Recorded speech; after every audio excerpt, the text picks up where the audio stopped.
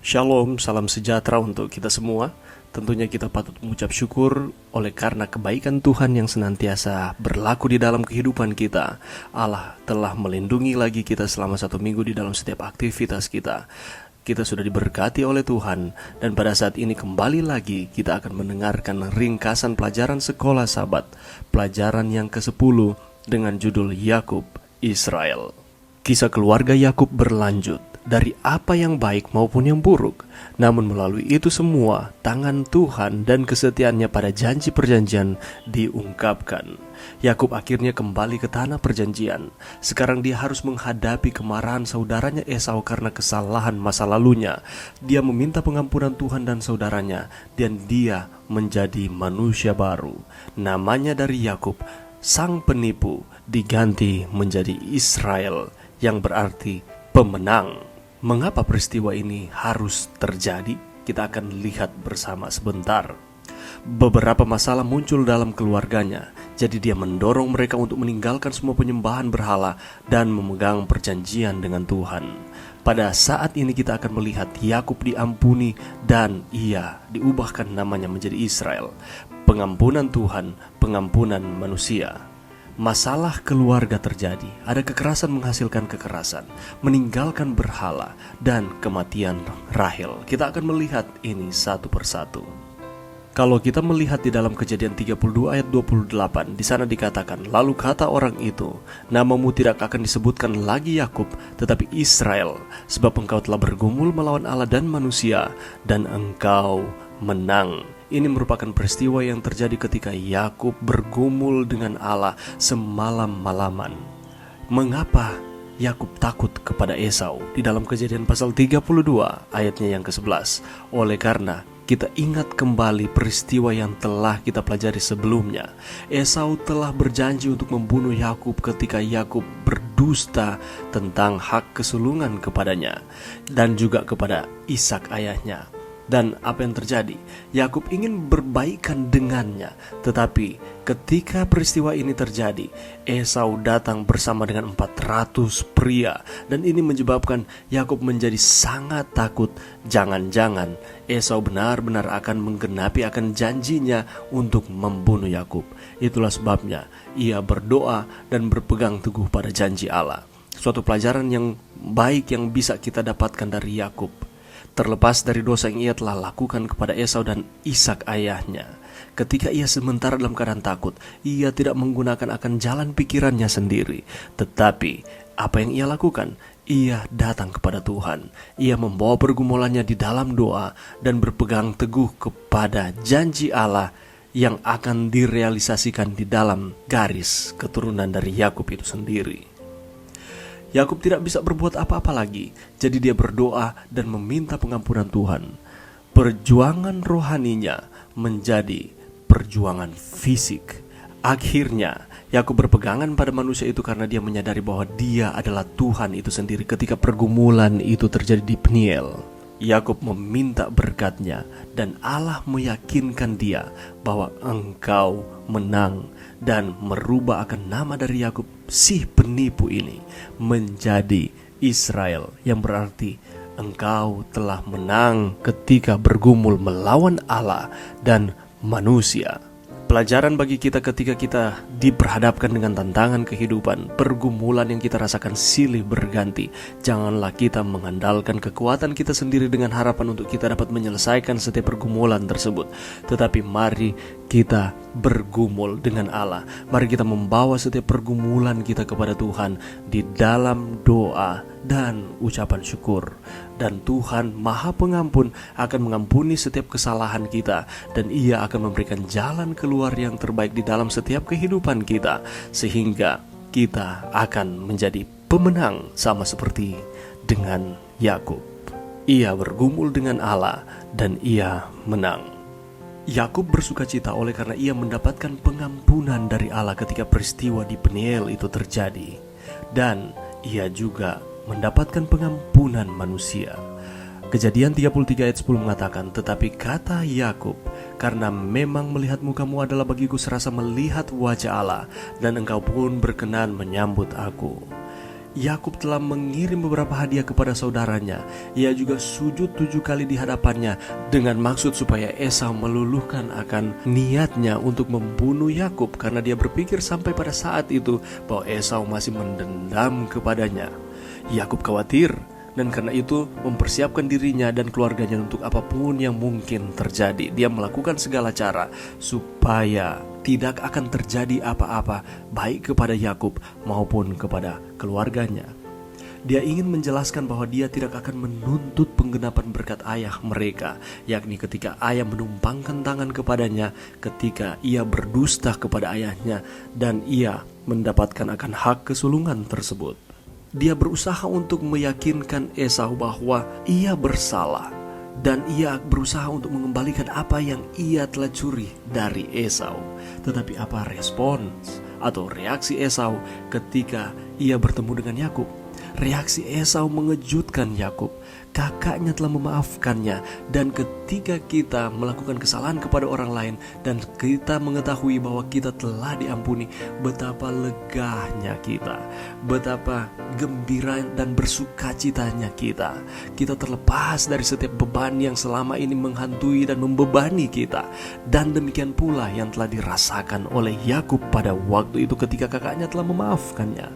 Itulah sebabnya Tuhan mengatakan ketika dia bergumul dengan Allah, firman Tuhan telah digenapi, sebab engkau telah bergumul melawan Allah dan manusia, dan engkau menang.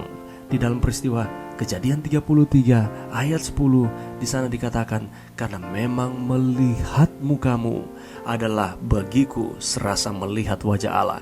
Kalau kita melihat di dalam bahasa aslinya, wajah Allah dapat diartikan dengan kehadiran Allah. Peristiwa ketika ia bergumul dengan Allah di Peniel membayangkan ia ketika bertemu dengan Esau, dan ketika ia diampuni oleh Tuhan, itu membayangkan ketika ia diampuni oleh Esau. Itulah sebabnya dia katakan ia melihat wajah Allah di dalam Esau. Dengan kata lain, ia melihat kehadiran Allah di dalam kehidupan Esau. Ketika kita mengalami masalah di dalam setiap kehidupan kita, mari kita datang membereskan itu kepada Tuhan. Kasihlah Tuhan Allahmu dengan segenap hatimu, dengan segenap jiwamu, dan dengan segenap akal budimu. Dan kasihilah sesamamu manusia seperti dirimu sendiri. Ketika kita mengasihi Tuhan kita, maka kita akan mengasihi sesama manusia. Tidak mungkin kita akan mengatakan kita mengasihi sesama kita, tetapi kita tidak mengasihi Tuhan. Ketika saya mengatakan saya mengasihi Allah, itu akan kelihatan bagaimana kita memperlakukan sesama manusia kita. Yakub telah menjadi manusia baru, yakni Israel. Dia telah diampuni oleh Tuhan dan saudaranya. Dia tahu dia tidak pantas mendapatkannya, dan ini adalah kasih karunia. Ia tidak pantas mendapatkan hal ini, tetapi ini diberikan, pengampunan ini diberikan kepadanya. Keselamatan bukan oleh karena perbuatan-perbuatan baik, bukan oleh karena usaha-usaha kita, tetapi keselamatan hanya oleh karena kasih karunia, kasih Allah yang diberikan kepada kita. Dan ucapan syukur dari keselamatan yang Tuhan sudah berikan kepada kita, dengan kita mengasihi Dia, dengan menuruti akan setiap perintah-perintahnya. Mari kita saling mengasihi Tuhan, dan jangan lupa untuk kita mengasihi sesama manusia. Mari kita mengampuni satu dengan yang lain, karena Allah telah lebih dahulu mengampuni kita. Peristiwa berlanjut di dalam kehidupan Yakub beserta dengan anak-anaknya. Kalau kita lihat di dalam Kejadian 34 ayat 7, sementara itu anak-anak Yakub sakit hati dan sangat marah karena Sikem telah berbuat noda di antara orang Israel dengan memperkosa anak perempuan Yakub, sebab yang demikian itu tidak patut dilakukan. Israel akhirnya hidup damai. Ia membeli sebidang tanah pertamanya di Kanaan dan membangun sebuah mezbah bagi Allah, dan ini melambangkan kehadiran Allah ada di tengah-tengah keluarganya di Kanaan. Kedamaian ini pada akhirnya segera memudar oleh karena Sikem memperkosa Dina. Dina sedang berjalan untuk bertemu dengan teman-temannya, tetapi ketika ia sedang berjalan sendirian, Sikem melihatnya dan Sikem menidurinya. Di dalam adat istiadat timur dekat kuno, Wanita dilarang untuk berjalan sendirian untuk keluar dari tempat tinggalnya. Apabila ia ingin mengadakan perjalanan, ia harus didampingi oleh seorang pria dewasa. Karena apabila ia berjalan sendirian, maka ia akan dikira sebagai wanita tunasusila. Dan di dalam pelajaran kita ini, di sana dikatakan bahwa Sikem ini adalah seorang yang tulus dan penuh kasih terhadap Dina. Setelah ia menidurinya, dia ingin mencoba menebus akan kesalahannya. Ia bahkan rela menjalani ritual perjanjian sunat. Simeon dan Lewi ingin semuanya berjalan sesuai dengan kehendak Tuhan. Namun demikian, mereka mengkhianati, membunuh, dan menjara. Pada akhirnya, mereka membunuh Sikem beserta dengan bangsanya dan menjara akan kota tersebut. Yakub memutuskan untuk diam bukan berarti dia tidak peduli, tetapi ingat, Yakub mengalami perubahan demi perubahan di dalam kehidupannya. Dia belajar untuk percaya sepenuhnya kepada Tuhan, memegang teguh janji Tuhan, dan biarlah Tuhan yang mengendalikan akan peristiwa ini. Yakub lebih khawatir tentang konsekuensi dari tindakan anak-anaknya daripada tentang tindakan mengerikan itu sendiri. Pelajaran bagi kita, apabila saat ini kita sedang marah, lebih baik kita diam. Yakub memutuskan untuk diam, meredam akan kemarahannya, lalu berpikir panjang apa solusi yang harus dilakukan. Jelas Tuhan tidak menyetujui ini. Dia bertindak untuk membawa keluarga ini kepada hubungan yang baru dengannya. Pelajaran yang bisa kita tarik dari pengalaman yang dirasakan oleh anak-anak Yakub, bahkan Yakub sendiri dari peristiwa ini, belajar untuk mengontrol akan emosi. Karena apabila sedang dalam keadaan marah lalu kita melakukan suatu tindakan, seringkali itu berujung pada tindakan-tindakan yang tidak rasional. Dan itu yang dilakukan oleh Simeon dan Lewi. Tetapi yang dilakukan Yakub, ia tetap tenang dan diam sambil meredam akan amarahnya, dan ia dapat berpikir panjang untuk mencari akan solusinya. Di dalam Kejadian pasal 35 ayat 2, lalu berkatalah Yakub kepada seisi rumahnya dan kepada semua orang yang bersama-sama dengan dia, jauhkanlah dewa-dewa asing yang ada di tengah-tengah kamu, tahirkanlah dirimu dan tukarlah pakaianmu. Ini merupakan peristiwa ketika Allah memutuskan untuk memperbaharui akan perjanjiannya dengan Yakub. Kali ini seluruh keluarganya akan terlibat. Allah menyuruh Yakub beserta dengan keluarganya untuk kembali ke Betel, untuk mereformasikan kembali perjanjian yang Tuhan sudah buat dengan Yakub. Yakub mengerti bahwa keluarganya harus lebih dekat dengan Tuhan. Dia meminta mereka untuk menyingkirkan semua berhala mereka. Tanggapannya, mereka sepakat.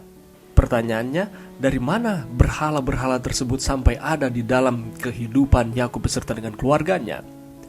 Kitab mencatat bahwa ketika penjarahan terjadi di Sikem, anak-anak bahkan Rahel istrinya mengambil atau menjara segala sesuatu, termasuk berhala-berhala yang ada di kota tersebut. Dan pada akhirnya ada yang mulai menyembah akan berhala tersebut di tengah-tengah bangsa ataupun keluarga dari Yakub. Itulah sebabnya Yakub menyuruh untuk menyingkirkan itu semua, sehingga pada akhirnya Allah melindungi mereka. Yakub membangun sebuah mezbah sebagai pengingat pertemuan pertamanya dengan Tuhan, dan Allah memberkati Yakub. Apa yang termasuk berkat Tuhan bagi Yakub? Israel beranak cucu dan membawa keturunan mesianis dan memiliki tanah perjanjian. Pertanyaannya, ada berapa banyak berhala-berhala yang ada di dalam diri kita yang kita sadar maupun tidak sadar kita menyembahnya? Apakah itu pekerjaan kita, pasangan kita, gadget, kecanggihan teknologi, atau apapun itu, sehingga menghalangi kita untuk datang kepada Tuhan? Apa yang harus kita lakukan? Kita harus memprioritaskan Tuhan di dalam kehidupan kita. Peristiwa berlanjut. Dan kalau kita membaca di dalam Kejadian 35 ayatnya yang ke-19, di sana dikatakan demikianlah Rahel mati, lalu ia dikuburkan di sisi jalan ke Efrata, yaitu Bethlehem. Peristiwa ini terjadi ketika Rahel mengandung dan ia harus melahirkan seorang anak. Dan ketika dalam persalinan ia merasa kesakitan yang luar biasa. Dan setelah persalinan itu terjadi, beberapa waktu setelah itu, tidak lama kemudian Rahel meninggal. Yakub harus menghadapi kematian orang-orang tersayangnya. Ibunya Ribka telah meninggal sebelum dia kembali ke rumah. Deborah pengasuh Ribka meninggal di Betel. Dan pada saat ini, ketika cerita ini diceritakan, Rahel meninggal dalam perjalanan mereka ke Betlehem saat melahirkan putra terakhirnya. Dan Rahel ketika dalam kesakitan dia mau menamai anaknya Ben-Oni atau putra kesedihanku, mencerminkan betapa sakit atau siksanya Rahel ketika dia harus melahirkan akan anak ini. Tetapi Yakub menamainya Benyamin, atau dengan kata lain anak tangan kanan. Ada juga arti yang lain mengatakan anak cinta kasih, anak kekuatanku. Gantinya ia fokus kepada Rahel, karena kita tahu bersama Rahel ini adalah istri yang sangat dikasihinya. Tetapi pada saat ini Yakub memalingkan akan fokusnya, gantinya melihat penderitaan Rahel, masalah yang ia sedang hadapi. Ia lebih percaya kepada Tuhan, sehingga dapat kita lihat dari pemberian nama kepada anak ini, yang berarti Allah sumber kekuatan yang memberikan akan anak ini di dalam kehidupan mereka. Segera setelah itu, Ruben menghina ayahnya dengan meniduri Bilha. Israel tetap diam saat itu, bukan berarti ia tidak kecewa ataupun marah, tetapi belajar dari pengalaman sebelumnya, dia lebih memutuskan untuk diam dan memutuskan yang terbaik di dalam kehidupannya. Dan Yakub akhirnya mengambil hak kesulungan dari Ruben karena hal ini dan diberikan kepada Yusuf. Dan Ruben yang merupakan anak yang tertua, yang seharusnya memiliki suku yang besar, pada akhirnya ia menjadi suku yang kecil. Israel dan keluarganya itu tidak sempurna, namun Tuhan bersedia menggenapi rencananya bersama mereka, tidak peduli seberapa tidak sempurnanya mereka. Seringkali kita mengalami tantangan, penderitaan di dalam kehidupan kita, dan kita seringkali jauh daripada Tuhan, mengandalkan akan kemampuan atau pikiran kita sendiri. Fokus kita ini terganggu dengan keadaan-keadaan tersebut. Tetapi belajar dari pengalaman dari Israel ini, fokusnya tetap ada di dalam Tuhan, tidak terpengaruh dengan situasi-situasi mengecewakan yang terjadi di dalam kehidupannya. Mari kita belajar untuk terus setia kepada Tuhan. Semenjak malam pergumulan di tepi sungai Yabok, Yakub telah muncul sebagai seorang manusia yang berbeda. Percaya kepada diri sendiri telah dibuangkannya. Oleh sebab itu sifat licik pada masa mudanya tidak lagi kelihatan dalam dirinya. Gantinya tipu daya. Kehidupannya ditandai oleh kesederhanaan dan kebenaran. Ia telah mendapat pelajaran tentang bergantung ke tangan yang maha kuasa. Dan di tengah-tengah ujian serta kesukaran, ia berserah kepada kehendak Allah. Hingga iman Abraham dan Ishak itu nyata jelas di dalam diri Yakub. Manusia itu berubah. Yesus mengetahui keadaan setiap jiwa. Engkau mungkin mengatakan saya seorang berdosa, amat berdosa. Engkau mungkin dalam keadaan demikian, tetapi lebih buruk keadaanmu, lebih besar pula keperluanmu akan Yesus. Ia tidak menolak seorang yang menangis dan menyesal. Dengan lega diampuninya lah semua orang yang datang kepadanya untuk memperoleh pengampunan dan pemulihan. Betapa besar kasih Tuhan di dalam kehidupan kita. Belajar dari pengalaman Yakub, ia diubahkan menjadi Israel. Ia memiliki keluarga yang tidak sempurna. Demikian pula dengan kita. Kita juga seringkali sama seperti dengan Yakub, melakukan akan kesalahan demi kesalahan. Tetapi Yakub, ia memberanikan diri datang kepada Tuhan, dan ia bertobat dan dia diubahkan.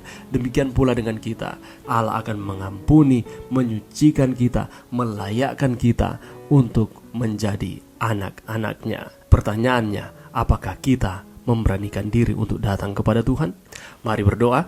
Terima kasih Tuhan atas firman-Mu sepanjang minggu ini. Bantu kami Tuhan untuk kami terus datang kepada Tuhan di dalam setiap pergumulan tantangan kehidupan kami. Terima kasih atas pengampunan yang Tuhan berikan di dalam kehidupan kami. Di dalam nama Yesus. Amin.